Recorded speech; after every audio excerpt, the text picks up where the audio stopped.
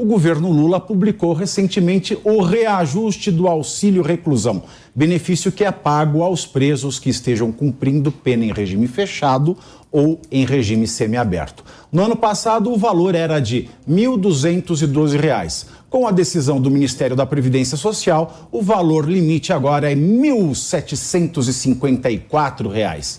Em números absolutos, foi um aumento de mais de R$ 500.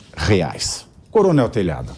Olha, esse é um assunto que realmente tem rodado a rede social aí, provocado muita discussão, tem provocado muita raiva na turma, né? Porque no Brasil, infelizmente, vale mais a pena você estar preso e condenado do que estar trabalhando, né?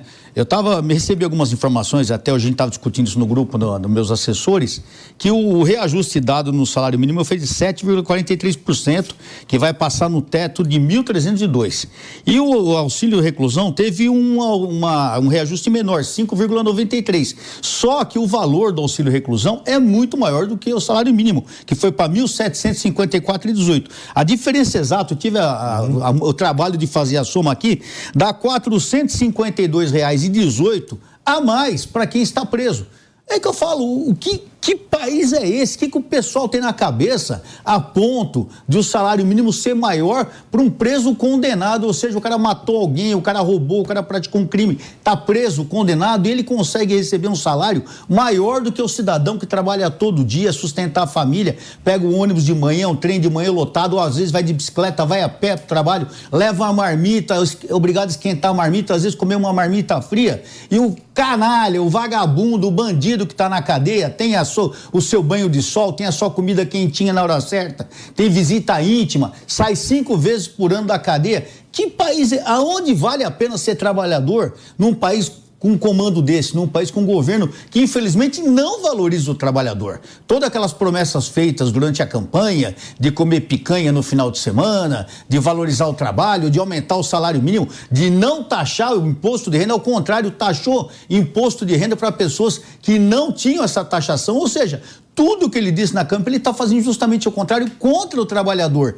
E o que mais me assusta, Pavinato e colegas, é saber que pessoas trabalhadoras, pessoas de boa índole, pessoas que trabalham, que pensam na família, defenderem esse tipo de governo e esse tipo de pessoa que justamente visa o bem de quem? Do criminoso e não do pai de família do trabalhador. A maior amostra é essa. O salário mínimo é menor do que o auxílio reclusão. Infelizmente, esse não é o país que me representa, esse é o governo que não me representa. Representa o outro lado que vocês sabem muito bem qual que é. Fora que essas incertezas todas, né, Carol, elas estão causando aí uma onda de demissões em massa.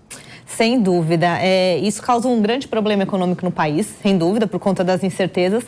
Mas voltando um pouquinho no tema realmente dos presos, né? Esse auxílio, a justificativa dele é para apoiar aqueles dependentes de quem foi preso, né? Então, por exemplo, o filho que não tem mais o pai, que está no presídio, acaba recebendo esse suporte. É muito discutível a partir do momento que você está no país, como o coronel bem pontuou, em que o salário mínimo é mais baixo, em que a gente começa a ver uma movimentação de demissão, como você disse, Pavinato, em que o desemprego que estava vindo num momento bom, estava reduzido nos últimos anos aí do governo Bolsonaro. Ele fez esse milagre aí de conseguir manter a inflação e o desemprego um pouco mais controlados. A gente está vendo que os empresários estão preocupados, estão receosos por esse pacote de anúncios assustadores que o governo faz. O Haddad mesmo fez um pacote aí nesses últimos dias econômico, em que fala simplesmente em aumentar as receitas, mas redução de despesas é muito pífio que ele anuncia. Então, mostra um risco o país voltando para aquele Lula 2, né? Os grandes empresários, aí, os grandes economistas estavam achando que o Lula ia ser o Lula 1.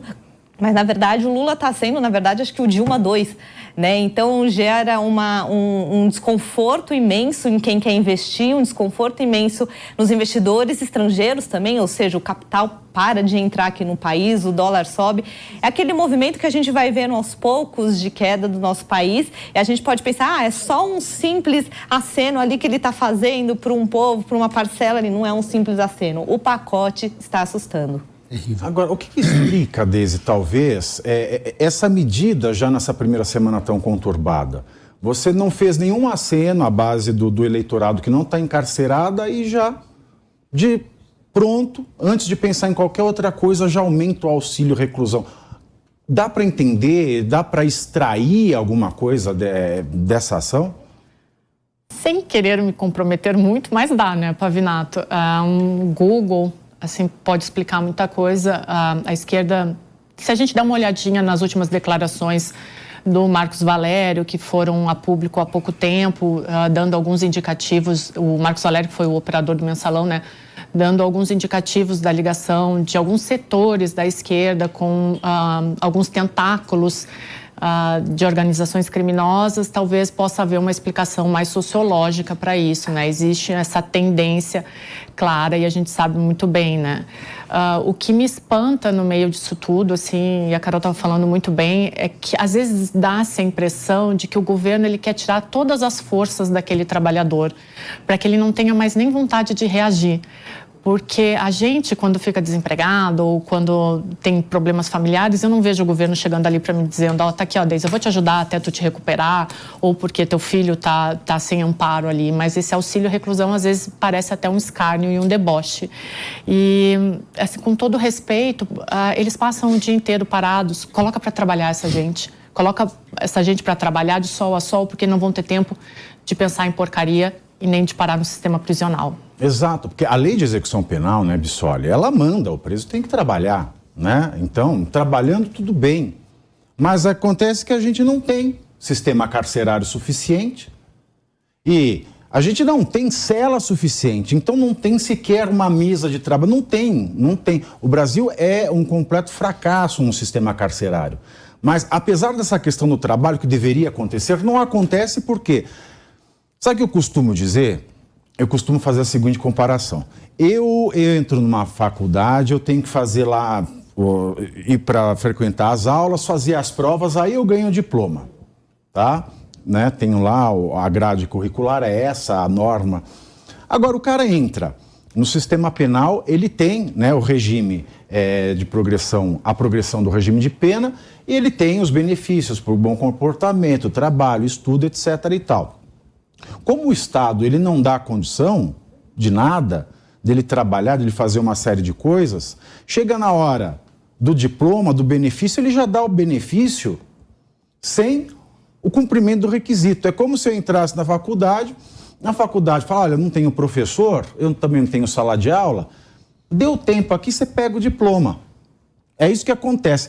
E uma outra questão é, se o cara não tivesse preso, ele ia estar sustentando a família como? Então, não é melhor o cara, ao invés de roubar e pedir um auxílio, que ele ia ganhar estando preso? Porque não faz sentido nenhum. Ele está preso, então ele não tem como prover para sua família. E se ele tivesse solto, ele estaria provendo como? Roubando. E agora que ele está preso? Tirando da população. Não faz sentido nenhum. Por favor.